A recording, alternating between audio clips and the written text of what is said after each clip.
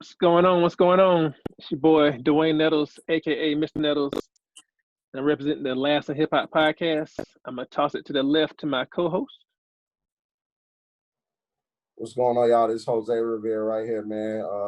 Just here to give y'all some encouraging words, you know what I'm saying, and talk about some good topics.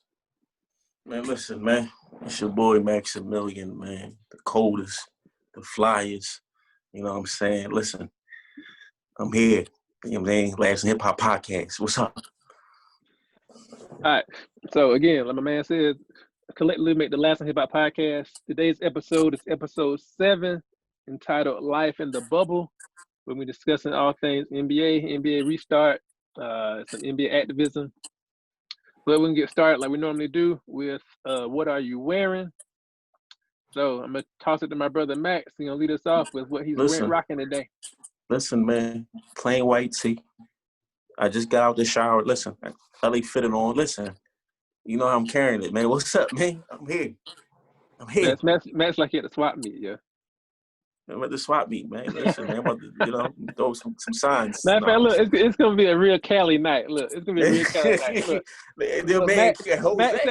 Max at the swap meet. I got my one button at the top. I'm gonna put my cholo style on. SA. Jose looking like a blood over there. This dude right here was gang banging for real. It's the West Coast. The West Coast. What are you wearing edition? Yes. All right. So I'm gonna go next. I'm gonna go next. Let me turn my background out so y'all can get the full ambiance of what I'm rocking. Hold up. Turn this bad boy off. Yes, we gotta turn this bad boy off so we can see the whole thing. All right, here we go. All right, today we rocking. I pulled my Maximilian Speed style today. Got my flannel on. So I got my patchwork flannel, half yellow, half red. Little nice little Joan. Little timepiece. A few bracelets. My Beats by Dre headphones, some specs. Some blue jeans, my blue denim. Then I'm rocking my black toes today. My Jordan 1s. Finish it off with my headband. Brand new headband I just got in the mail today. Don't forget the headband. I got the headband. Forget the headband. Shout out to Created by Abra, Black-owned business, local. Got the headband from. Check her out. Real nice stuff. Real nice stuff there. That's how I'm rocking today. I'm gonna toss it back to my brother Jose. See what he rocking. Today I had to, keep it, all red. You know what I'm saying? I got the Georgia. You know what I'm saying? I'm a Georgia Bulldog, like die hard. You know what I'm saying? So I got the Georgia Bulldog COVID-19 mask. I got the red and white, little light. You know what I'm saying? A little zip me up. You know what I'm saying? I got my I got my little man. Okay. The man bag. You know what I'm saying? The man bags today. Shout out to the man bag. I got presidents to represent me. You know, we got the Georgia blood. No, we rocking the Merces. We rocking the Merces today. The Merce. Yeah. Man, rocking the Merce. Go ahead with the Merces, man. Yo, hold up. Was that a Georgia Merce, bro? Come on. You got Georgia Merce. Come on. Listen, you gotta get on the Merce. You gotta get on the Merce swag, man. You gotta get on the Merce swag, man. And I could pull out the socks too, but I ain't gonna do you like that. We ain't gonna pull the socks. We ain't gonna pull the socks out. We ain't gonna pull the socks out today. We ain't gonna do that. Man, y'all wildin', man. No, that's how we do. This the West Coast episode. This the West Coast. Yeah, bro. Banging on folks out here. And I'm not Eazy-E. NWA. I'm not. I'm Q. I called it. I'm Dr. Dre. Wow, Dre. man. So Max, you know That's Eazy-E. You're the Eazy-E type of guy. That's you. Yeah, Eazy-E. Well, we know Eazy-E pedigree. He had to fund everything. So yeah, we know. Listen, we know Eazy-E pedigree. Yeah, we sure do. that pedigree. Same anyway. Listen, God rest the dead. Shout out Eazy-E. Shout out NWA. NWA. Yeah. So we're gonna hop straight into it. Like I said, today is episode 7, Life in the Bubble. So it's gonna be all about the NBA restart. We're gonna have bubble. We're gonna start with what we call bubble talk. So we're gonna lean in with what are you guys thinking about the initial NBA restarts and the games we'll be seeing? Are we excited about the format? The way it looks? What are we thinking? Man, I'm liking the competitiveness. I think I said that the other episode when we first talked about. But it was like their first scrimmage game. But man, I'm liking what I'm seeing so far. Man, guys is getting after it for real. You know what I'm saying? So it's gonna be interesting as these weeks go by and see, you know what I mean, rises to the top. So See what it looking like. How you feeling, Jose? I like the games, man. It feels like they want to win a championship. Another thing that I like about the bubble is a lot of teams are healthy. So there were a couple of teams that if this would happen in April, they might not even have a shot or a chance, you know what I'm saying? But because they've had that time to get their body right and their mind right, those injuries has passed, and you got teams that are more competitive and they're more hungry. I agree. Definitely. Had a chance to sit down and watch a few games. Watch my Lakers the other day. Get the job done. Some of my Lakers get that job done the other day. Barely. Hey, listen, it only take 1 point to win. Barely. Think about if they had Lou Will. Think about they had Lou Will. Speaking of Lou Will. Speaking of Lou Will, that's what we're gonna call him Magic City Lou. Magic City Lou. Lou Willville. And get them. And listen, I'm gonna call him Lemon Pepper Lou from now on. Lemon Pepper Lou. Had to run out and get them wings, yo. No.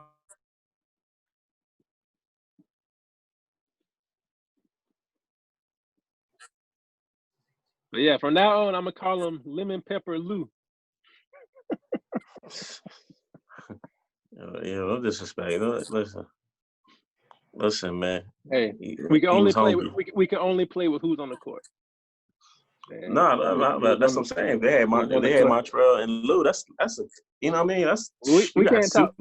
We can't talk hypothetical. Oh, we'll see. We'll see. We will see. Yeah, I mean they gotta, Lakers gotta get that right.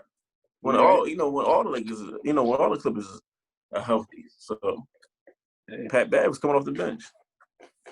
The Matt's boy Pat Beverly.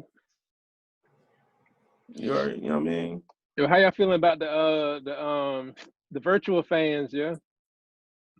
I hate all of that. I hate it. I like it. Yo, man, listen, I'm not. I think the virtual I'm not about to hold my tongue, man. I think the virtual fans are dope, yeah. Listen, Go ahead, I want to be a virtual fan, yeah. I'm trying to be a virtual fan. Y'all can keep all that, man. I social distance. I like it because it gives people an opportunity to still interact, you know what I'm saying, without being at the games. I mean, they cannot have it, but I think it's a cool idea. It's all virtual. I think it's a dope look though, like from like the at home perspective. Because at first I was worried about the empty arenas and like how it would look and sound. But I think with the mics and stuff, I think with the mic, where everybody mic'd up, and the people who are in the crowd and the virtual fans gives it a unique look. I'm kind of feeling the virtual fans, yeah. No, it definitely gives a unique look, but as far as like why the fans can't be social distance, just like the players on the bench. Like that's my thing. Like that's too many people in the bubble. I want to see real. I want to see real bodies. Nothing like having that real. That's too many folks in the bubble. Nah, not even. It could be just like when you go to the store, just have a limited amount. Like it's only gonna take you come in that bubble, and somebody outside that bubble contaminate one of the players, gonna shut the whole season down. They're gonna shut it down, man. You gotta think about the player's safety. One person get it, bro. It can spread, and now the whole league got to shut down. So I'm saying, listen, because there's other people in there. So you know what I'm saying? Yeah, you get tested before you even get in there. Come on, they being tested every day. You get tested. You can't test civilians though. You can't test civilians and have them in the game in time. You know what I'm saying? You're not gonna be the test Or civilians it in gotta time to be get some into type the of game. procedure, like, you know what I'm saying? I'm not feeling it. I'm just, you know, it is what it is. I'm not feeling it. I think they cut down as much because even I was watching ESPN, they were saying like even the guys, even like the sports reporters and everybody who's in the bubble, like everybody who's in the bubble is not allowed to leave the bubble. So like they gotta go by the doctor on certain times. Like if they get any packages, the packages gotta be shot down with bleach. So there's like they having like super protocol for everybody who's living inside the bubble. I think it'll be hard to have severe. Now they could have possibly got some. They possibly could have got some like people who volunteered to come, like high profile people you were willing to pay and live in the bubble for 2 weeks. But I don't know if anybody got bread like that to be sitting in the bubble for 3 weeks. I mean, I feel like there's ways around it. Like, man, I think it's too risky, man. I think it's too risky to finish. I think it's too risky for the time frame. Now, if we're talking about like one series, maybe. But I think the time frame we're looking at is a little risky to have people coming in and out, which is don't know. Yeah, but you know, it is what it is. I don't put nobody's life in jeopardy, man. Maybe I'm being selfish, like, you know what I'm saying. But I just, you know, it's nothing like that having that. You know what I'm saying? Having that. I know what you're saying though. Like, it's something about the energy from the fans. Having them seats filled, and you know what I'm saying. Like, I know the Lakers down 8-0 to Toronto. I just want to put that out to the Wayne. You said 8-0. Let me throw this out there too. Game just started. What are you talking about? Listen, Curtis, where the Golden State Warriors right now? They get healthy for next year. They can't even come in the bubble. They don't even invite. Matter of fact, they could be the fans. Let's invite the Warriors. Healthy right now. Let's invite the Warriors to fill the stands because they outside the bubble. They not invited. Listen, man, you guys are down 10-0. 10-0 right now. It's all right. We was down 11. Games have started, bro. We was down 11 to the Clippers, and we pulled it out. We ain't worried about a slow start. That's okay. That's all right. I did like how LeBron and Kawhi was, you know, guarding each other. I definitely. Yeah, that's pretty dope. I was really excited too to see like the top guys kind of like just kind of going at it. That was pretty. Like really, I would say this too. Kawhi definitely had a great game. He came out hot. Paul George looked pretty good. AD looked pretty good. LeBron started kind of slow. He picked it up in the fourth quarter. But I'm excited to see like everybody get their rhythm back. See how it looks once we get maybe a week from now, once we get some more games in their belt. See how the teams are looking. I even watched who played today? Miami and Denver. That was a pretty good game too. Like Miami looked really good. And really Denver too. Denver is pretty impressive in my opinion. And we'll kind of get to. Matter of fact, who are you impressed by? Like who are you leaning toward? Like looking at like coming out, going into the season. Like who are you excited by? You mean as far as you talking about players or teams? Either or. I was excited with Portland. In my opinion, you know, they got Nurture get back, the center. You know, you got everybody playing at high levels. You got McCollum. Carmelo played pretty well yesterday. Carmelo, and then you got Damian, you got Nurkic. They look real good. I like them. I think they're gonna make a push. They're gonna make a push for that 8th spot. They are. I'm curious to see what Houston does. I like Bull. Bull is. I'm really. Bull has definitely been balling. You know, Houston looked good the other day too. Houston. That's what I'm saying. James went off. James went off last night for like 40, 45, something like that. I'm excited about Houston. I got the Sixers taking it though. I'm rocking with the Sixers, man. I said taking it. That it might be a little bit far fetched, but I gotta go. Hey, you gotta lead with your guys. Listen, you believe man, I'm going with the guys, man. Listen, be surprised Sixers end up in the championship. Hey, really, realistically though, this is the uniqueness of the rest of the season is going to be different because I think this is the first time you've had an opportunity, even though like it's not an ideal situation. This is the first time we've seen like a real like a break like right before like postseason picks up. So like you had a really it's like you had a reset. Like everybody had a chance to like go home and get healthy, get everybody back, and like come in. And then too, you got to think about the travel. The fact that nobody's traveling. You're not thinking about like recoup time. Like you're literally leaving the game, going back to your hotel room. That's the dope aspect of it. You know what I mean? Like have everybody. Yeah. Like you legit leaving the game. Like you don't even got a shower. You can leave the game and go back to your room and take a bath. I think the fact that folks are not gonna have to travel, I think the rest time is gonna make this a very. I think we're gonna see the real competitive games being that people don't got to rest and travel back, and the travel time is gonna be crazy. Right. Yeah. All right, so let's look at how we feel about. We've been seeing a lot of activism from the NBA as a whole. I'll start. I know one thing I like the court, the Black Lives Matter being on the court. I really enjoy seeing the unique names on the back of the jerseys. We see things like equality. We seen like say her name, all lives matter on the back of the jerseys. Even some of the did y'all see the European players? Yes. A lot of the European players have put like European tags on the back of their jerseys, like so in different like their cultural languages, like different sayings and quotes like for equality. So I think that's been dope. They see different people pulling their cultures into it. I like the WNBA. They've been doing a lot of activism. They are rocking like different people's names on the back of their jerseys. I've liked the WNBA jerseys that all the NBA players have been rocking. The hoodies, them joints have been dope. Like, I want to get one of them joints myself, to be honest. Not to cut you off, Wayne. Like, yeah. So is this all a show? Like, is this whole Black Lives Matter? Like, I think it's all a show. Like, we got the jerseys. I still go back to Nancy Pelosi and the Democrats kneeling, and I'm not trying to go to Republican political, but I just, is this all a show? Like, you know what I mean? I would say this. The courts I would say this. painted. You got the streets painted. Black Lives Matter. Like, come on. Like, I'll say this. When the House Democrats kneeled and Nancy Pelosi was on the ground. Oh my God, that was horrible. I would say this. That was terrible. I would say this. I don't know how good of a look that was because I don't know how genuine it looked. It was a horrible look. But this is different. This is the difference. The House Democrats aren't 85-90% black.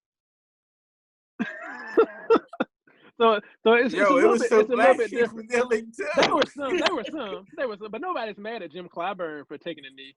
But Nancy Pelosi looked funny trying to take a knee on the House. And why the heck Kente cloth on? Like, what? And the Kente cloth was kind of. Jose, what's wrong with your party, man? Like, what's up with those guys? The Kente cloth was a little much. The Kente cloth. Did you like that? It was a bad move. I can't even lie to you. It was a little much. Hey, you know what it looked like? It looked like they was at graduation, yo. Yeah. I'm talking about like soon cool. They had the social distance down too. You know, they had the social distance down there. Oh my God, that was like I was embarrassed looking at that. Like, are you serious? I think this is slightly different because and the reason I say it's slightly different because it's the things we're seeing with the NBA have been player association motivated. So like a lot of this is player movement, like player activism on the players' end. Now, if it was the owners coming out saying, "Oh, we're doing this stuff for like kind of like what Starbucks did," yeah, I would question it. But I feel like a lot of this is player motivated. So I'm kind of behind it. And then too, have y'all seen? Listen, I wish this would have happened before the fashion episode. Have y'all seen Russell's line? Listen, go check out Russell's clothing line. Russell has some he's partnered with the NBA, and he did like these restart shirts for all the teams. Those joints were fire, but he also did a lot of commemorative like a commemorative shirt saying like things they support. Like this one says like we support HBCUs. There's one and there's a whole bunch of them. So it's not just like a blanket statement.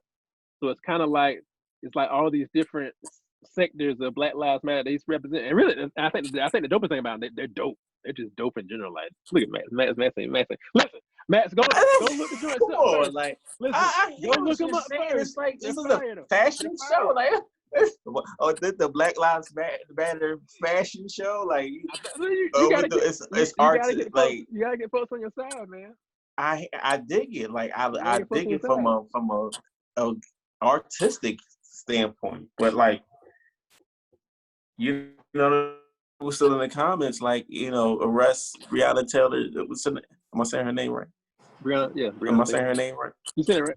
Yeah, like arrest Breonna Taylor's, you know, the people that killed her, like, you know what I mean? All this other stuff, like, you know, what's really going on? And that's you know why the Black Lives Matter movement matters, because of things like that. We need to continue to push that. He did. I think it's keeping the pressure on people to not. I think it's keeping pressure on people not to make it a like I said, a lot of people looking at it as a trend. But I think it's keeping the pressure to like keep the pressure, keep doing it, keep the attention on the movement. Because we could easily look at, if we go back to like Colin, like 2 seasons ago, a lot of that became trendy, and it kind of died down. But I think people are now pushing it back to the forefront. Like, listen, like we've been doing this a long time. Like it's beyond typing of jersey. And that's my point. Like, so I mean, how many more people got to get killed for them to, you know what I'm saying? Like, you gotta keep it in their face. You gotta keep it in their face. I think they want. I think they want you to put it down. I'm not saying stop, but it's like, you know, like what do we really, you know, what beast are we really dealing with here? Like, you know what I'm saying? Like, I see what you're saying too, Max. I think what you're doing is you're very. Just from knowing you, I feel like you're a very action focused person. Okay, like we made a statement. Like, what are our action items? I think that's the next step. But I think for what they're doing, I think it's a good look as far as it catching fire and it catching waves. I think it's making noise to where people are finally sitting down, and people whose radar is not on. I think a lot of people are tuning in and getting in touch to like hey, let me like, especially people who haven't necessarily, for a person who hasn't heard who is Breonna Taylor. Like, I'm sure, like, seeing these names on jerseys, some casual person is gonna be like, hey, let me check out, like, yo, who is this? Let me look up her situation. I think that part is dope. So yeah, so I see where you're coming from. Like, you don't want it to be trendy, so it's just the point where it's like just it's very trendy. Something to do. It's definitely something to do with very trendy. Like, you know what I'm saying? Like, I think the bigger picture is, you know, like even with it possibly being trendy and it being people and some people picking it up as far as something to do, I feel like there's gonna be somebody that this influences and they're gonna pick it up. I agree. And they're gonna hold on. It's almost like music. Like, some people pick it up and they'll gravitate to it. They'll rock with it for a little while and they'll put it back down. But somebody's gonna pick that record up and they're gonna hold that record for the rest of their life. Right. But are we trying to win? I was about to say, are we trying to win fans? Are we trying to win, you know, the common people, or, you know, the people? I mean, that's cool. Like, you know, the citizens, you know, the citizens that may have, you know, thought, you know, white supremacy, or you know, never knew that, you know, like the other side of America, this is what's happening. Like, I understand that, but, you know, the powers that are controlling, you know what I mean, like you know, that are controlling everything, what are they doing to change? You know what I mean? I saw they knocked down a couple statues in Virginia. You know what I mean? Are they changing laws to, you know what I mean? Yo, like, speaking of that, I'm glad you brought it up, man. Sidebar. So in Charleston, my home state again, so they took down the John C. Calhoun statue downtown Charleston, right? So there was talks of, like, all right, they're gonna take it and put it into a museum, right? So they submitted it to the museum, right? Why the museum like, we don't want it? That's what I'm saying. Like really? Listen, like all of a sudden now, that's my thing too, though. Like all of a sudden I think that was a win. I think that was a win, though. I think step one was get the statue down. And I think somebody in their head was like, we'll preserve it as a part of history in the museum. I think the fact that the museum even had the stance to be like, you know what, we don't even want that. It don't represent what we represent. We don't even want it in here. I think it was a good look. That's cool. I mean, that's a good, okay. I take that as a win. You know what I'm saying? I guess that's a victory. You know what I'm saying? Like, What is that? Like, is that okay? Statue of a plantation owner, or that's But, going. I think the biggest thing is this though. It's not so much. So again, I could care less about statue, right? Racism. The statue don't affect me per se. But I think the bigger picture is, when we think about it, we have to look at the structures and the systems in this country. Number one, there's structures and systems here, but I think it sends a very clear message to a certain demographic of people when we highlight and paint people in these heroic light who did terrible things to Black people and who oppressed Black people, and who are the people that begin to place these things in place. Like, we paint them as the heroes of the story. So Harriet Tubman, so what Kanye said about Harriet Tubman, are you alluding to that? I mean, I think what Kanye's saying, I think Kanye comes from a place of, I think he's painting a piece of a picture. But I think again, like, I think what Kanye was trying to go with the situation was like, hey, Harriet Tubman, quote unquote, freed the slaves, but we were never really free. I think that's what Kanye's trying to say. But I think to piggyback on that, I think the biggest thing is, yes, we have Harriet Tubman, but yes, Harriet Tubman freed the slaves, quote unquote, out of slavery. They got them out of bondage. But now the next step is to move from mental bondage.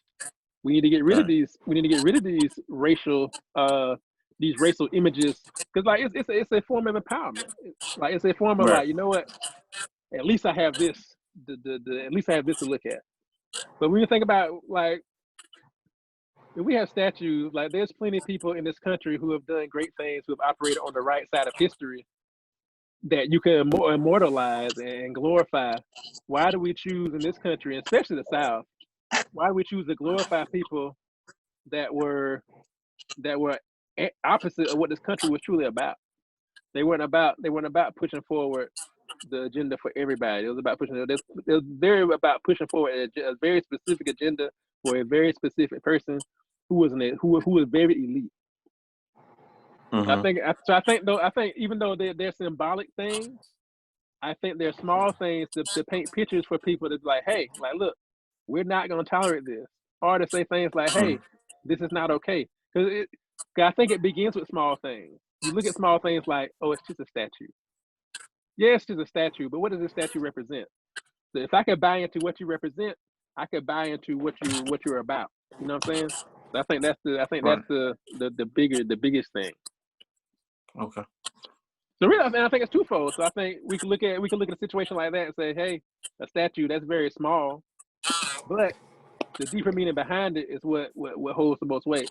And I guess the same thing with the Black Lives Matter movement, the activism. Yes, it's something very small. It's probably the least you can do. But I think the message is the most important thing. It's just, in my opinion, I would say. Yeah, the message. You know what I'm saying? But don't give me all this other stuff that's like taking, you know what I mean? Like, paving the streets, Black Lives Matter, and, all these other things. Okay, I guess it's cool. A win is a win, I guess. But yeah, let's get down to business. Get back to the next action. Let's get down to it. Well, let's move into next topic. So we're talking about some of the activism. We talked about the quotes, the names on different backs of the jerseys. One other thing we've seen, a lot of the teams are standing in solidarity, taking a knee, and a lot of teams are rocking the Black Lives Matter t-shirts. So one topic of discussion that came up on social media on yesterday, Jonathan Isaac from the Orlando Magic, he decided not to kneel, and he also decided not to wear a Black Lives Matter t-shirt. But I think, and which is his right. So we'll kind of get to that in a minute. But I think the biggest takeaway I took from it was, when I first saw it, the first thing I said was, I saw it, and the most I could do when I first saw it, I could just take it as for face value. So I saw the guy standing, really didn't even realize he wasn't wearing a Black Lives Matter t-shirt. So I actually shared it in a group I'm in, and I was like, first thing I said was, I don't know why he's standing, and it's his right to stand. But it's just for me talking.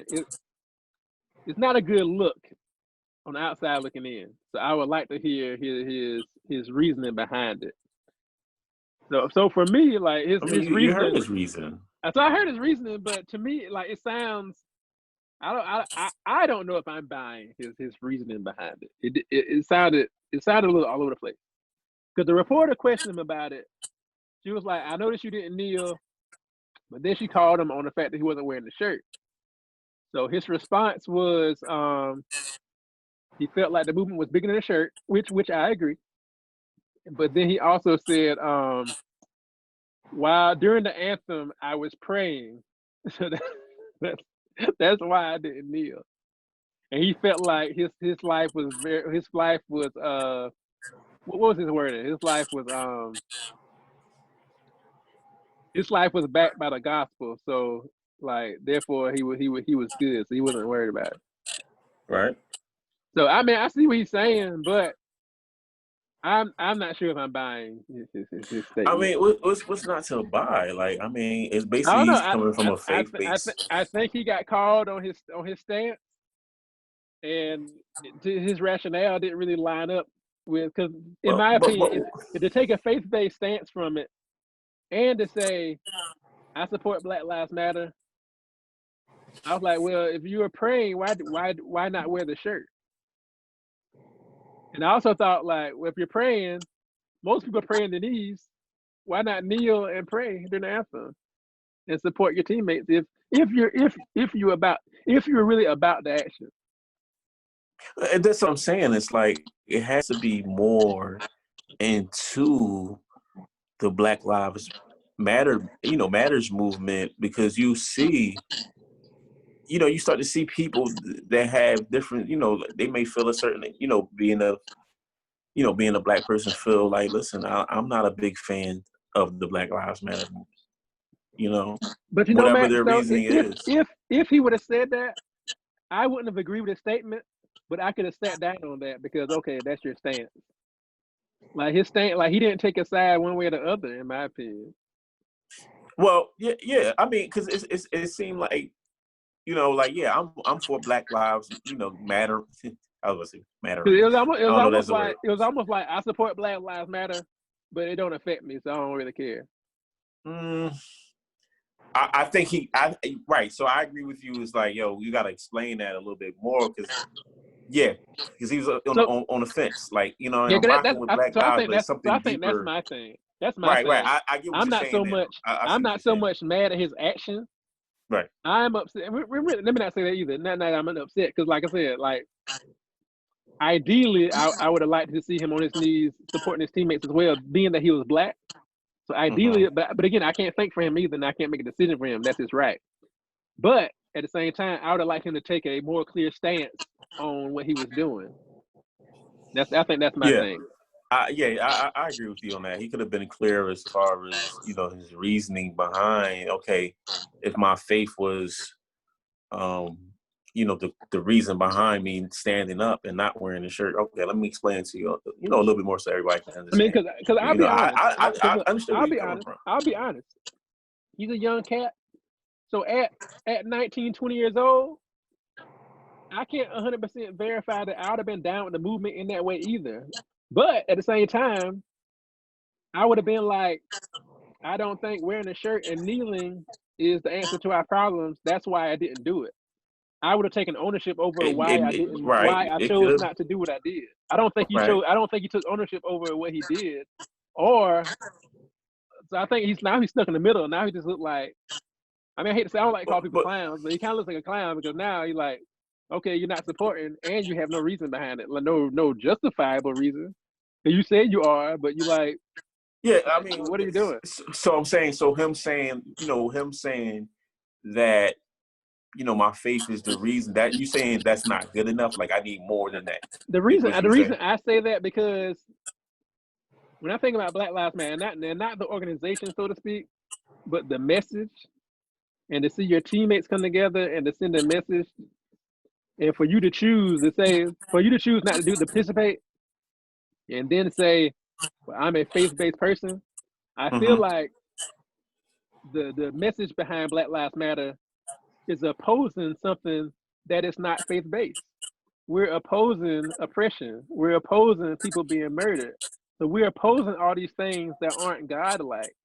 So for you to say I'm not supporting this because of my faith, it doesn't quite line up to me. Yeah. I could definitely. That's what I'm saying. It has to be a little bit deeper. What you feeling? Yeah, what you think, Jose? What you feeling about Johnson? I'm just calling him John from now. I'm calling him John from now. To be honest with you, I felt like he was very selfish. He may not have the experience because he may not have had those experiences where he felt like white people didn't care about him, but he didn't think about the whole picture. Like, I think he was very selfish, and he just thought about himself in that picture. And I feel like sometimes we got to stop looking at religion to save us from these problems, because when you look at it, and I'm not trying to really get off topic, Are you on topic? We're gonna touch that later. I'm just saying, the same. We're gonna touch that later. I'm glad you said it. It's the same people, the other people that enslaved us, right? They prayed to the same God, right? And they did the same thing every day for years. And they made money. They made money off the backs of Blacks and African Americans, right? So you prayed, I'm talking about for years, we both prayed to the same God, but we got different results. So at that time, you got to sit down and you got to think like, hey, God gave you free will to do certain things. He may be able to intersect in certain portions of your life, but overall, you got free will to do what you need to do. So we can't even put religion in this situation at all. Because I disagree. I'm just saying we can't, because I ain't gonna say we can't. I ain't gonna say we can't. I ain't gonna say we can't, but I think in my opinion, there's no way that you could be a Christian. We gotta be very subjective about it. There's no way you could be a Christian and be a racist. It's like an oxymoron. It's impossible. It's no way for you to do that. It's impossible. You see what I'm saying? I think that's the thing. We had to challenge folks on their views and what. I'm just saying, what true if you look Christianity at the definition of what a Christian is, that's what I'm saying. Christian is Christ-like, right? So Christ wasn't racist. So it's like you doing the opposite of what Christ is doing. I can interpret. And this ties into what the guy from the Magic, and that's why I'm very, very disappointed. Yeah, I can interpret what he meant. I can't tell you what he was, because I don't know the real reasoning. And we gotta hold people accountable for their actions. We can't just make excuses for them. They said what they said. He said what he said.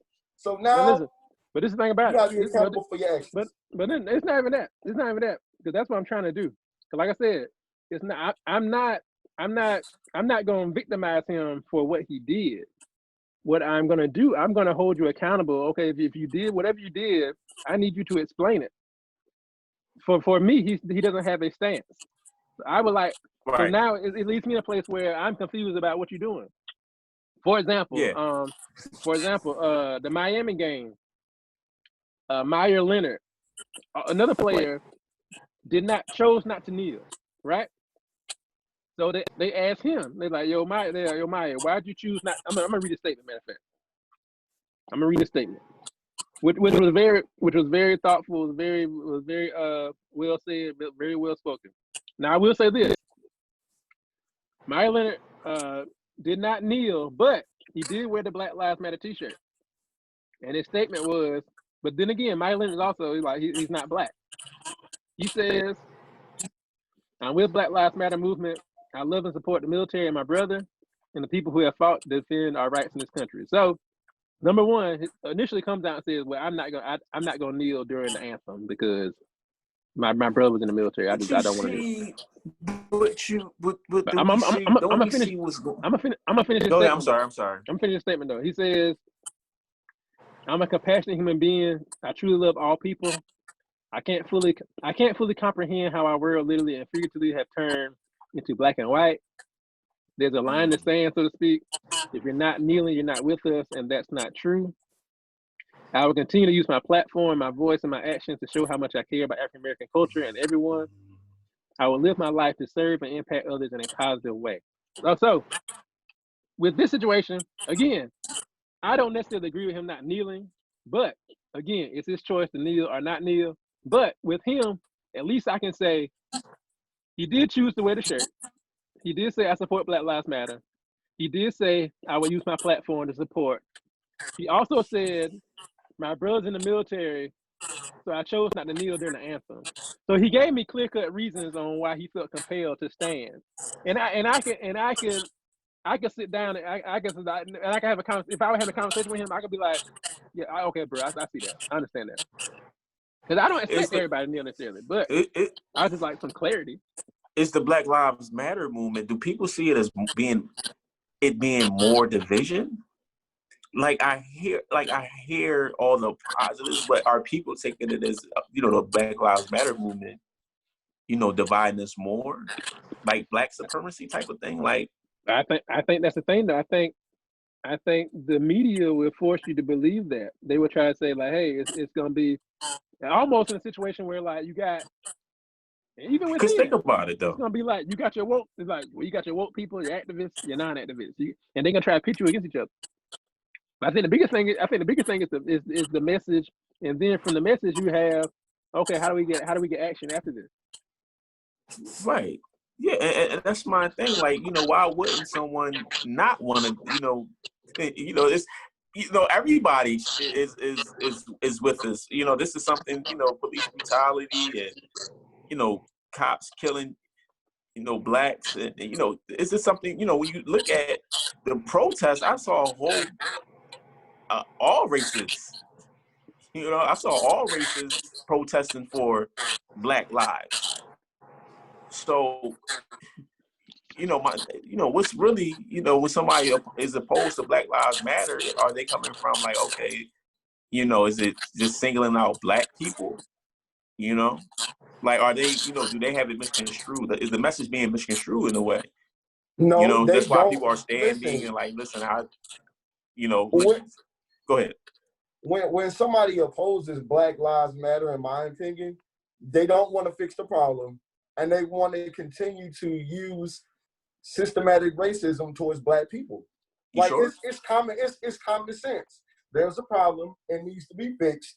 This has been going on for years, and years. And this is why this group was created, in order to bring awareness to like the Black issues that the Black community faces. And it's not just like one thing. It's, in my opinion, I don't think it's one thing where it's like, oh, well, people are getting shot by the police, or like we're like not respected by other races. You know what I'm saying? Where they can call us out of our name and call us N-words, or it's not even that. Or it could just be systematic racism, how America is designed. You know what I'm saying? And it makes it difficult for the average Black man or woman to be successful in America. So it's a number of different denominations of why people believe in Black Lives Matter. Like me and Dwayne, it might be two different reasons, but it's for the same cause. You see what I'm saying? It's for equality. Okay. So when I see people opposed to like Black Lives Matter, then I question that individual and be like, why do you oppose of it? Like, what is it doing to you? Is it harming you? Is it hurting you? Are you losing money from it? Like, why are you really upset because of Black Lives Matter? Right. No, I feel you. Go ahead, Wayne. No, go ahead, man. No, I feel everything you're saying. That's my thing. Like, why would someone, if you're, if you're not racist or you're not prejudiced or anything like that, why would you be opposed?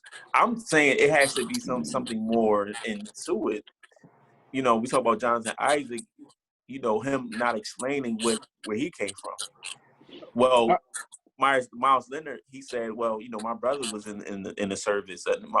People, I'm standing because, like, how does that get misconstrued? Like, we're kneeling for Black lives, but I got the Black Lives Matter. Like I think with him though, like with Maya Leonard, it appeared it's confused. It gets confusing like that. Go ahead. I'm sorry. It appeared from his statement. It felt like from just from the way I took it. It felt like he felt conflicted between me supporting my brother and my family being part of the military and me kneeling during the anthem. It conflicts with me even though I'm kneeling for Black lives, That's what I'm saying. Like, how is it all like dividing? I think for him though, we it's got conflict the black lives. because he felt like Capes, you got to sit down. But I think for him, he found himself in a quandary. Like, part of me is telling me I need to stand for this anthem that my family fought in this military for. But a part of me is also saying, like, maybe I should kneel. So I think for him, he's like, you know what? I'm going to support Black Lives by wearing this shirt. And I'm going to stand for the anthem because my family is, but Jose, you see that though? Like, and that's selfish because if you look at the national anthem, it says for liberty and justice for all. But again, so though, if I don't have the liberty that you have, right? But this is the then thing, I ain't gonna stand. I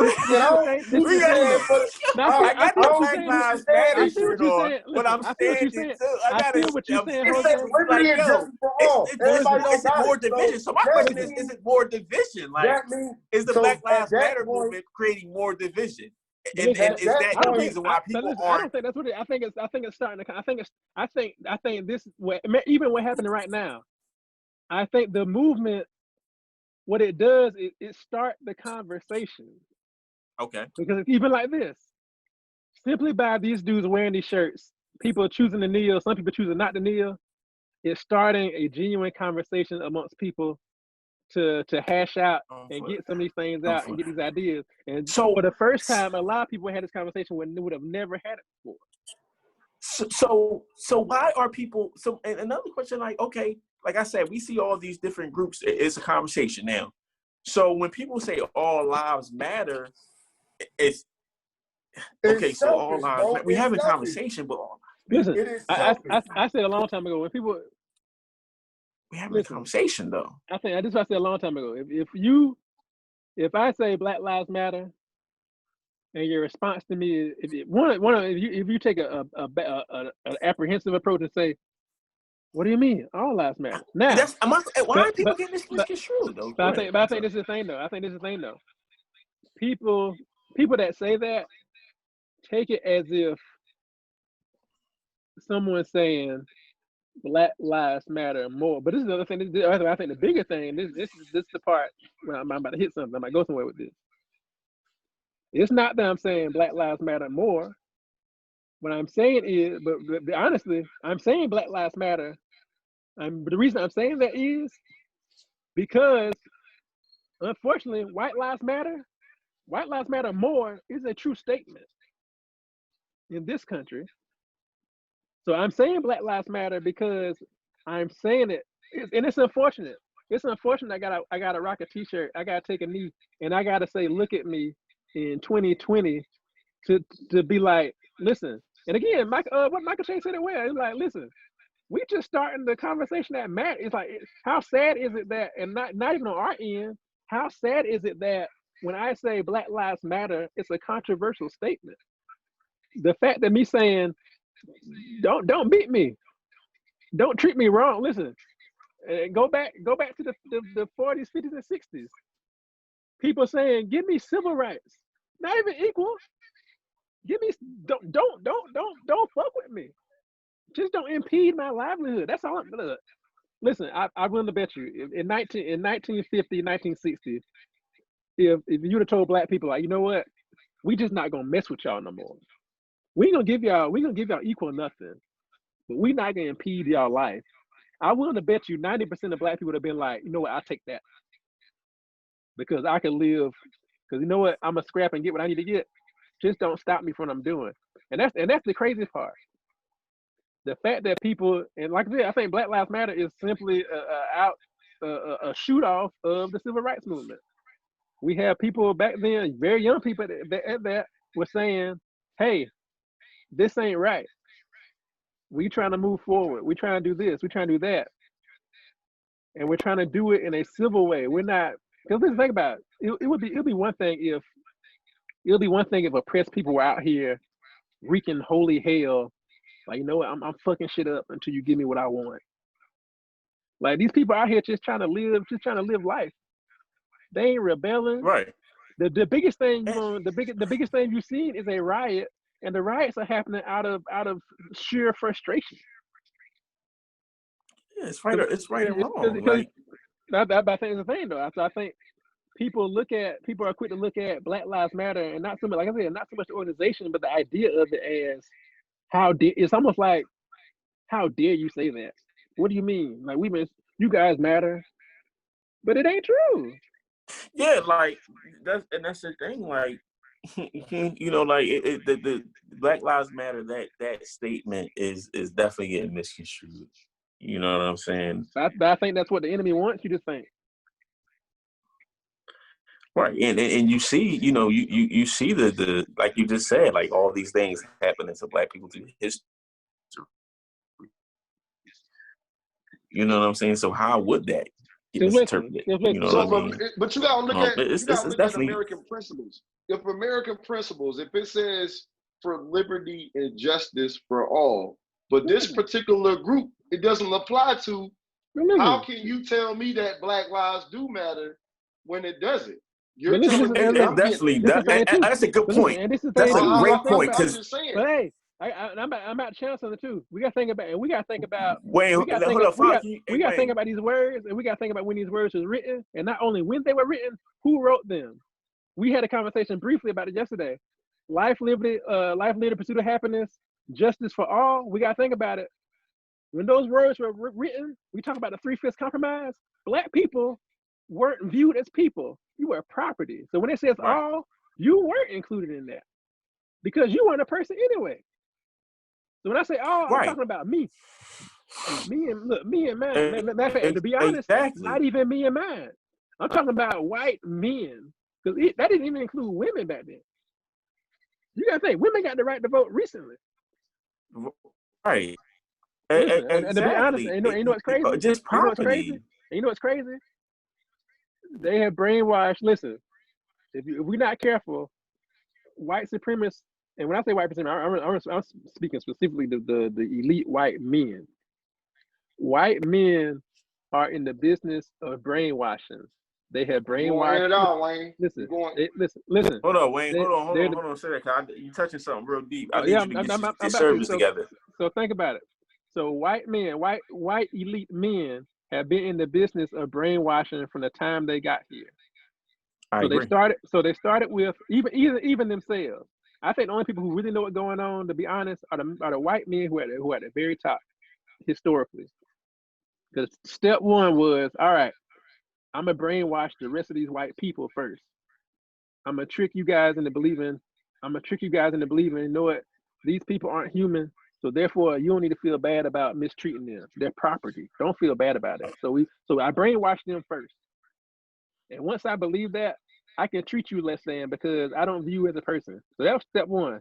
I'm gonna brainwash white people. Step two, I'm gonna brainwash the people I'm oppressing. So that they're gonna feel like, you know what, I'm gonna trick these people into believing, and we're gonna hit this too.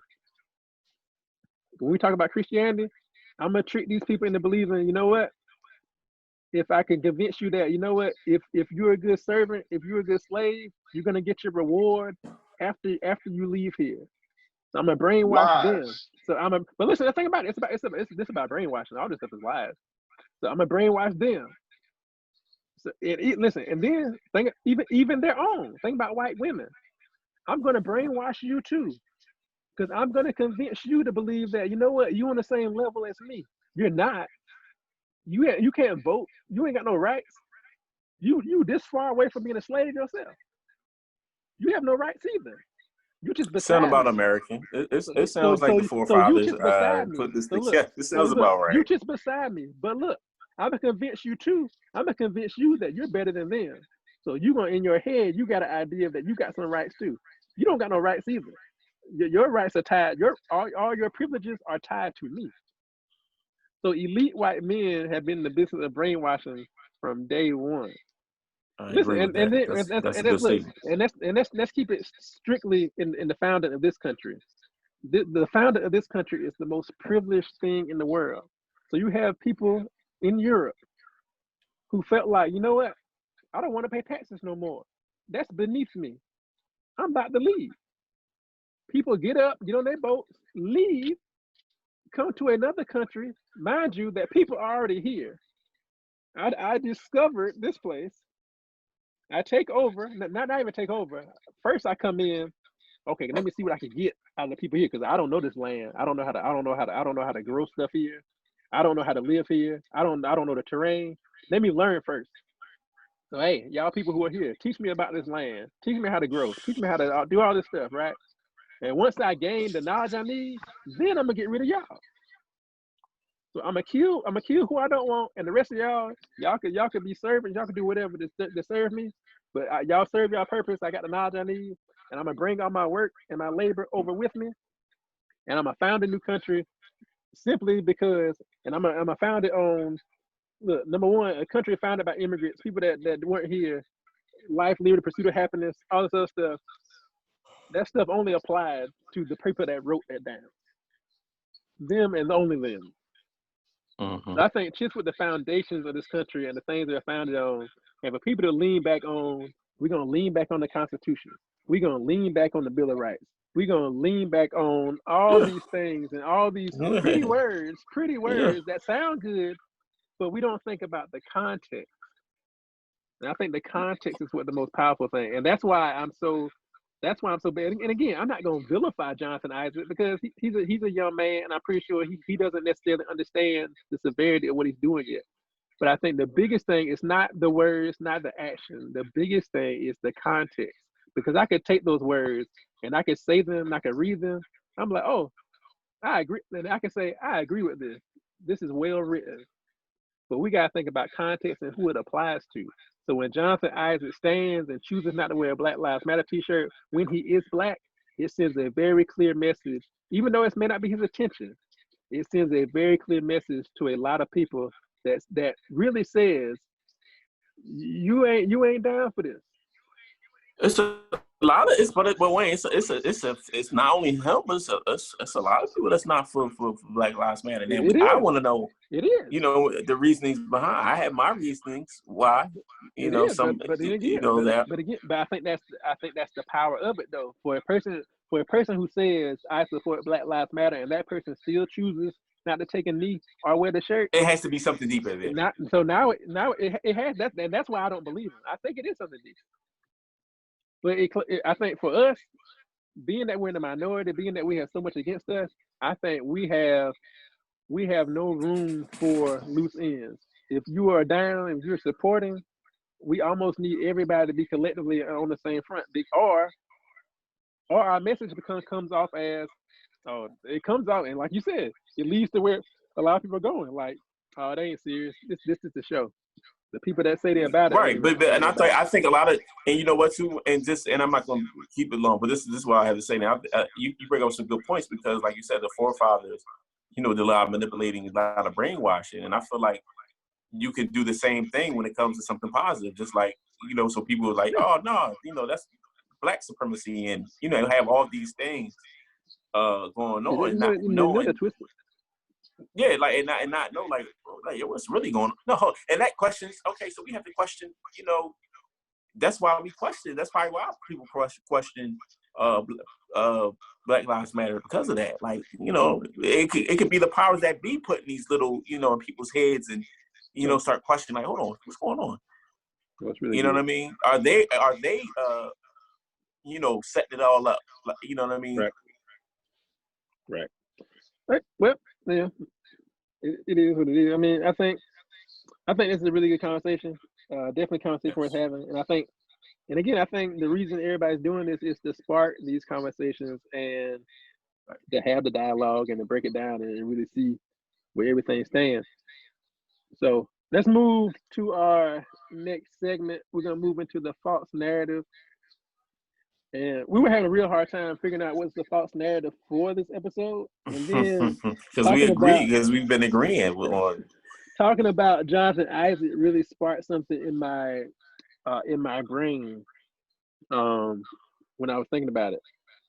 So Jonathan Isaac, whether I believe him or not, says he chose to stand because of his religious background, and he felt like his life is supported by the gospel.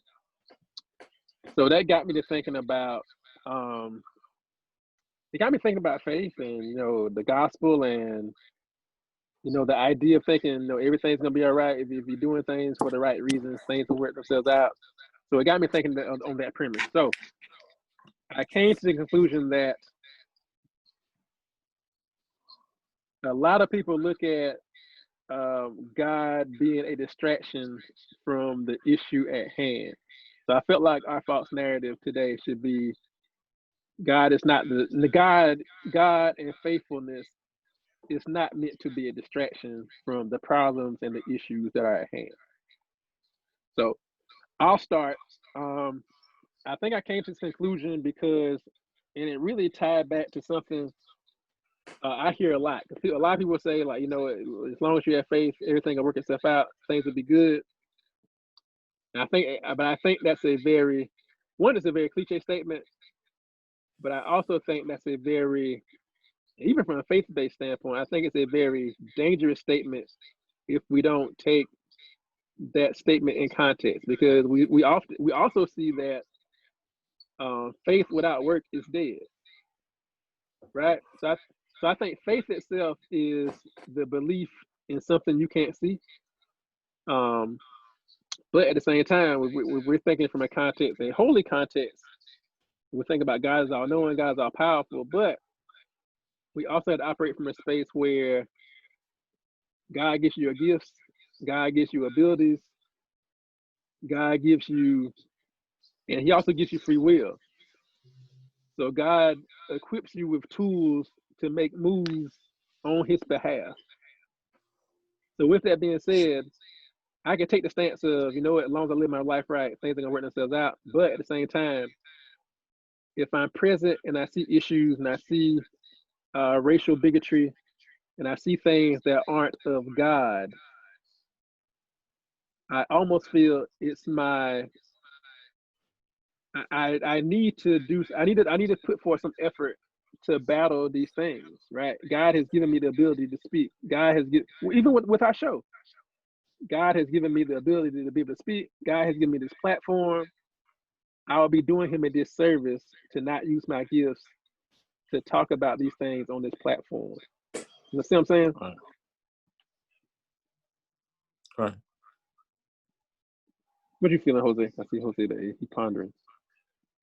I feel like sometimes people use religion as a crutch. I feel like it's up to you. Like, I feel like God is in you. So it's up for you to solve whatever problems you have and put that work at the end. And I feel a lot of the times, even with religion, we place ourselves in like a personal prison because we don't want to put the work in order to get to the next level. I feel you. Definitely. I think that's big. I think really. What were you about to say something, Matt? No, I was just basically just thinking. So you're feel as though, right? So faith without working towards that goal of, just leaving it in God's hands and not doing anything. People aren't. How can you say it? I think we're doing ourselves a disservice. I think it sets you up for faith, because it's almost like we wouldn't take that approach if we were talking about salvation itself, right? Mm-hmm. We wouldn't take the approach of, well, I'm gonna leave it in God's hands. I ain't gonna do the work. I'm not gonna try to get to know Him. I'm not gonna try to become close to God. Mm-hmm. I'm gonna let God do the work. But that's not how salvation works. So why are we so quick to take that approach with everything else? You know what I'm saying? I came across a quote too. I came across a quote that I was watching Hamilton again. And I came across a quote, and he says, "Death doesn't discriminate between the sinners and the saints." So I think it really sat with me. I'm like, yo, that's deep, yo. Like, right. We will see the people live the most holy lives, and we'll be like, yo, why did that happen to that person? And we'll see them, and we think about things like that. Death don't discriminate against how close you are to God. So I thought about it in terms of like oppression. So when I think about Jonathan Ives, and he said his life has been validated, has been, you know, like the gospel has validated me, right? Yes, it has. But we can say that about everybody on this planet if you're a person of faith. But that doesn't wash oppression away from you. That doesn't wash. And again, I think he's young. I don't know if he's ever experienced anything of that nature. And I think his perspective would be very different if he had.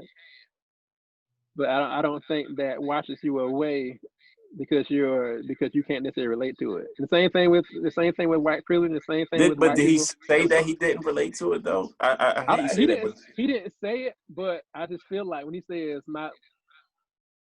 me going off his age, me going off of where he is now, success wise, I have a hard time believing anybody would say, I'm not gonna take a knee. I'm not gonna wear this Black Lives Matter shirt if I've experienced racial bigotry firsthand. But I hear what you're saying. Right. Like if I've ever experienced police brutality or I've known somebody who experienced police brutality, I would have a hard time standing up and not wearing a Black Lives Matter T-shirt when the rest of my teammates were doing it. He was. I really feel like he was going somewhere. That's why I think. You know, he can't have. But you gotta like. Let's make common sense of it though. Like when you bring God's name up. Mm-hmm. When you bring God's name up in that situation, but of course he didn't explain it, go into the detail, but he just basically said, "Listen, you know, my faith," and I took it as, you know, God being supreme, and you know, I'm not, you know, I don't want to be. I'm whatever God has, you know, for my life. I'm into that. I'm not with the ways of the world. That's how I took it. I mean, I get that too, but I think my thing is though, like even with that stance, it can come off just to keep it simple. It can come off as dismissive, because again, all those people will take. I can't say all, but I'm pretty sure a majority of people taking knees, the majority of people wearing those shirts, would feel the same way he feels. Like, yes, I feel my life is validated by God too. I'm talking about my life not being validated by everything else in the world. By man. Because listen, I think one thing too, like we kind of talk about the idea of money and wealth, right? A lot of people say, like, I'm focused on God. I ain't focused on. But again, God don't want you, just because you're on earth, God don't want you to live a life, a minimum life necessarily. God wants you to prosper while you're here. Otherwise, you wouldn't be here. Mm-hmm. Like there's nothing, because like I think people are so quick to dismiss the experience on earth because they're so. And again, I think that was also a tool of Europeans. I'm going to convince slaves to dismiss their experience on earth, because you know what? If you live a good life, you're going to get your reward when this is over. But I don't believe God operates that way. God wants you to live an abundant, successful, happy life while you're here, and do right by Him, and then you're gonna have a great life, and you're gonna deliver the gospel while you're here, and you're gonna get your reward when you leave here. Right, exactly. But I think people are quick, and that's why it's scary to me. Right, to say that, because when I hear him say that, it sounds like something a slave master would tell their slaves, like, right. Don't worry about that. It wouldn't be man if man didn't do that. If man didn't misinterpret and misconstrue, you know, just for his gain, it just wouldn't. You know what I'm saying? Like, it just wouldn't be into anyone's belief system. That's fine. Like, you believe whatever you want to believe, but we know, you know what I'm saying? Like I can, you know, enslave these people by, you know, But I think that for me, that's the. And I use God too. Been doing. But I think for me that was probably the most dangerous part of it, because I just see those. And the older I get, I just see those parallels now. So when I hear certain things come out, I'm like, yo, this is. That's all you. And that rhetoric that was used for years. Yeah, and that causes, and people look at it like that. That's like, I'm not dealing with the Bible. Like, you know what I mean? Like, that's you and the Bible enslaved. You know what I mean? Not thinking about like the person. And it's not even that, because like we a lot of people do that though. Like, don't they do it? Like I said, but we had a conversation before. I look at, and I've already said it. I look at Christianity and the relationship of Black people with Christianity. It's like the oldest version of hip hop. Like we took like Black people, and listen, Black people have always been resilient. Black people have always been creative. Black people have always taken stuff that wasn't designed for whatever it was. But if you give it to me, I'm gonna make something out of it. And that's my thing too. And we've even done that with Christianity. And that's my thing. I'm gonna segue to another. This might be a little bit off top, man. That's my thing. Is like this system, like, you know what I mean? Like, why are we? I guess we still gotta abide by this system, and you know what I mean? Like, we've been trying to. You know, this is, like, let's be honest, like, this is nothing new. Like, we've been trying to we always been about Black Lives Matter, and like, this ain't nothing new. You know what I'm saying? Like, we still trying to fit into this. We're still trying to fit and trying to find equality in a system that, like you said, that believes we're just a piece of property. Like, you know what I mean? Like, come on. Like, none of this is new, though. I think that's the importance of it, though. I think the media will lead you to believe that, you know what? All those things, all that oppression, all that stuff is a thing of the past. And not just the past, it's a thing of the distant past. We think about even the civil rights era. People will lead you to believe the civil rights era was 100 years ago. Right. Like Ruby Bridges, how old is Ruby Bridges? Well, I'm not. I don't want to say that. I'm not negating or being naive to any of that. I'm just saying the system that we're against. They've been. But I think that's the thing. They've been the thing insane. The system has been insane. We ain't. Like, what do we have to do? Like, but I think that's the thing we need to focus on. Like Ruby Bridges integrated schools. Ruby Bridges is 65 years old. They would lead you to believe this is ancient history. She's 65 years old. Like, Ruby Bridges is younger than my mother. You know what I'm saying? Right. So I think when people say Black lives, like, all lives matter. What are you talking about? Racism doesn't exist. That's the thing of the past. You got Black history. Yeah, that's what I'm saying. Like, it's like all these factors that go into like Black Lives Matter, because it's like, okay, is it this or is it really this or is it really that? I think that's the thing, and that's why I'm so pressed about Jonathan Isaac, because I don't want him to get so comfortable that he feels like he's in a space that he's so far removed from something, and that he's untouchable, or the fact that, you know, the issues are over. Because, like I said, I talk to older people too. Like, a lot of older people I know, they'll be like, I'll take 2020 racism over 1960s racism any day, but that's not to negate the issues that are still going on in America. Are we reading too deeply into his statements though? Like, he brought up God. I don't think that we're reading too deeply. I don't think he's thinking constructively enough, because one, I'm 34 years old, so yes, I can see what you say, and I can see that, you know what, maybe he didn't mean that much by it. But the dangerous part is a person who don't think on the level as me is gonna take it for face value and run with it. But think about it. But hold on, Wayne. Hold on. He took this moment though, whether you agree or disagree with him, to what? To acknowledge the higher being, to acknowledge God. He did, but that's interesting. But despite everything that's going on, because the system, right, that we're constantly been fighting for forever, but going outside of that system and say, listen, I'm acknowledging God, instead of Myers Leonard, right, going back to him, like, I'm standing because my brother and family and people that served in the service, but I'm with Black Lives Matter. Okay, cool. Isn't that all? Is that all to, you know, that's the division? Like, what's the issue there? Like, what's the issue there? I'm such a critical thinker, and I'm such a proponent about thinking things on a deeper level, because I think about it too. Like, God's word has been misconstrued so many times on this earth, and specifically in America. Because listen, the KKK was sticking crosses in your yard, and the cross is a symbol of God. But when I open my window and I see that thing on fire, it ain't about God no more.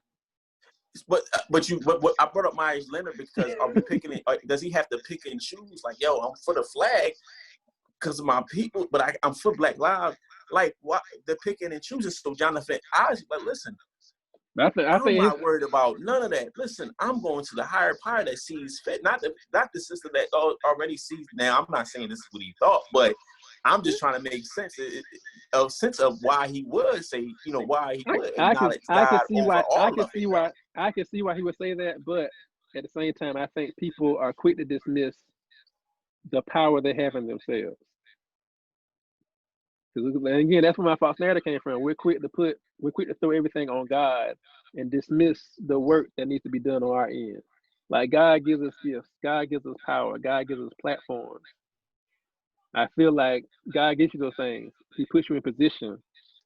And I feel like for you to, and that's why I didn't like it, for you to cite God as your reason for not doing that, it comes off as dismissive. Because I want to say some truth. Because I would want to say Jonathan Isaac, he may have not explained it to us, but he knows some truth into his action. He may have not said, may have not said it the way we wanted him to say it. So I'm interpreting, what he may have, thought, and which is fine because it makes sense.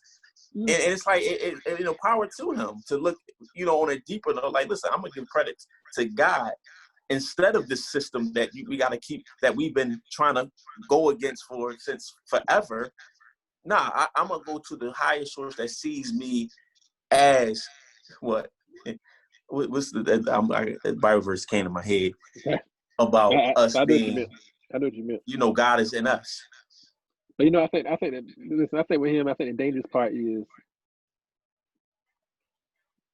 if that's what he was trying to say, I understand that. But I think the dangerous part is, I don't know. It makes sense. If he would have made that statement in regards to the oppression, I could back it. But his response is in regards to, why aren't you supporting the anti-oppression movement? So I think that's the conflict. You're using God to defend your lack of standing up. You're using God to defend your lack of taking action. Because it almost be like, all right, we're gonna have a team prayer call, and you decided not to go, and the reporter asks you, why didn't you go to the prayer call? Oh, and I'll be like, I know God got me. People be like, I hear what you're saying, Wayne, but I hear what you're saying, but I mean, but Wayne, I hear what you're saying. But do you hear what I'm saying though? I see what you're saying. He took the focus off of that to acknowledge Christ. I think he took the focus off that to deflect from the problem at hand. Oh, that's no. I can't say that's true or not. I hear what you're saying. That's just my take. I hear what you're saying. I think that's just my take from it. To deflect? But I don't know. It sounds like he's deflecting.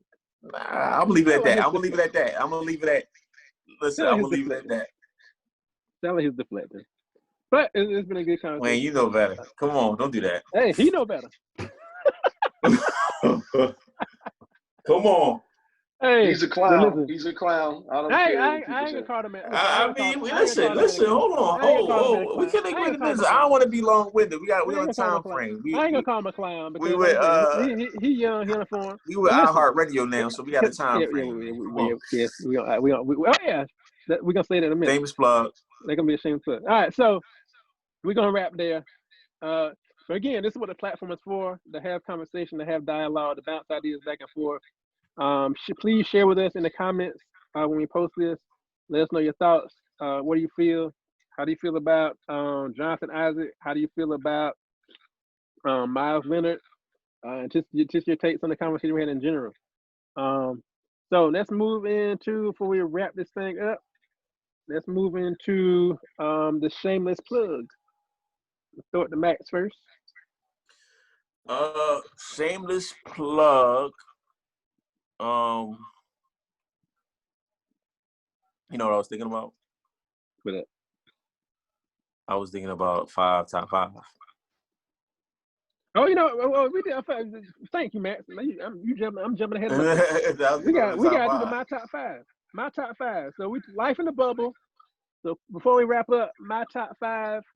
We're gonna do today's my top five. My top five NBA title contenders. So we're gonna jump into that real quick. So Matt, give us your top five real quick. Five. I'm going. No order. Are we doing orders? Because I'm just, we know we got the Clippers, Lakers. You can put in order. I got Houston Rockets. So Houston, Milwaukee. Milwaukee. And guess what? I got the Sixers. Let's get it. Oh, damn, Sixers. Who else? That's three. No, I had five.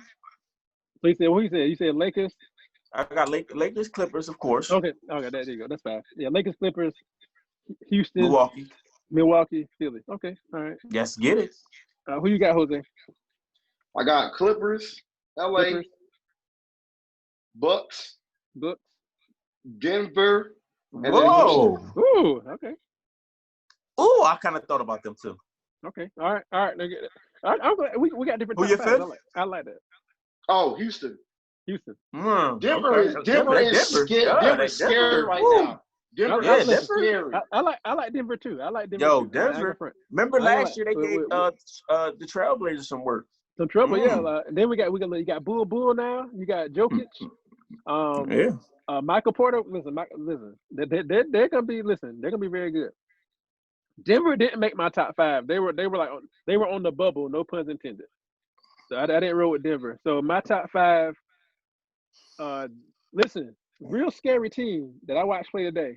Gonna make some noise if you're not careful. The Miami Heat. Heat playing very well. I think I'm gonna really cause some trouble in the East if you're not careful. So I got the Heat at number five. Heat at five. Number four, the Celtics. I think the Celtics are gonna be strong. I think they're gonna compete very well when they get to the playoffs. Jason Tatum's gonna play well. We got, they're gonna do what they're gonna do well. Celtics gonna do anything. Boston.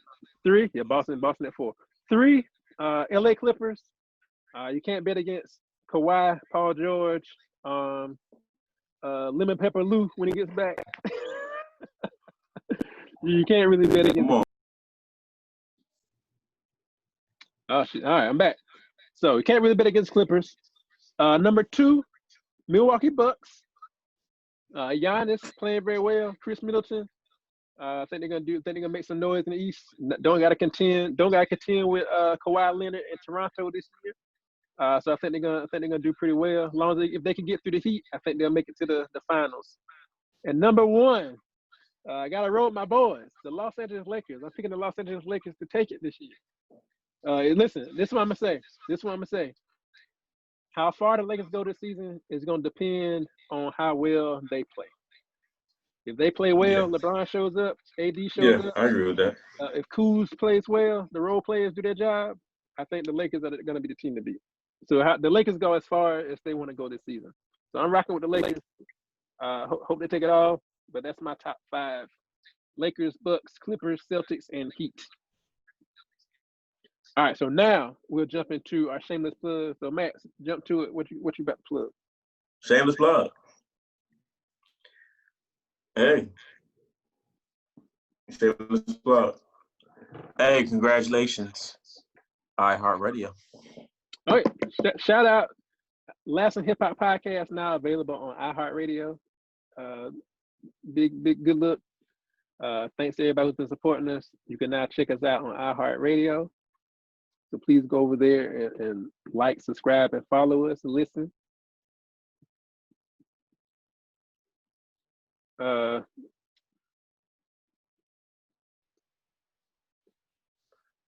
yeah, shout out to iHeartRadio. We're available now, streaming. My guy. Yeah. Come on. It's not recorded, y'all. Huh? It's recorded now. Hold on, Wayne, do that again.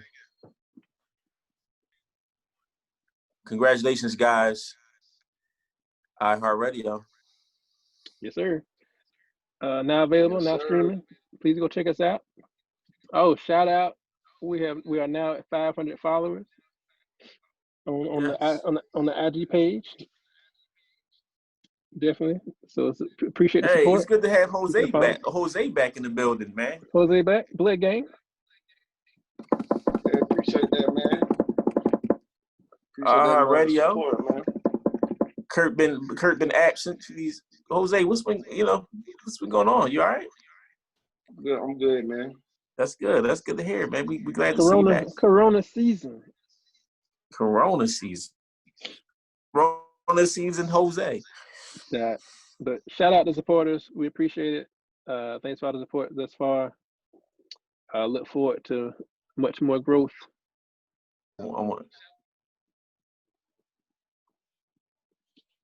Shout out to us on Instagram and all that.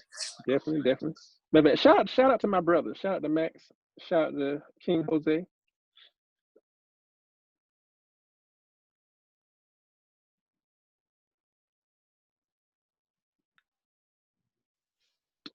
All right. So again, thanks for the support. Thanks for the follows.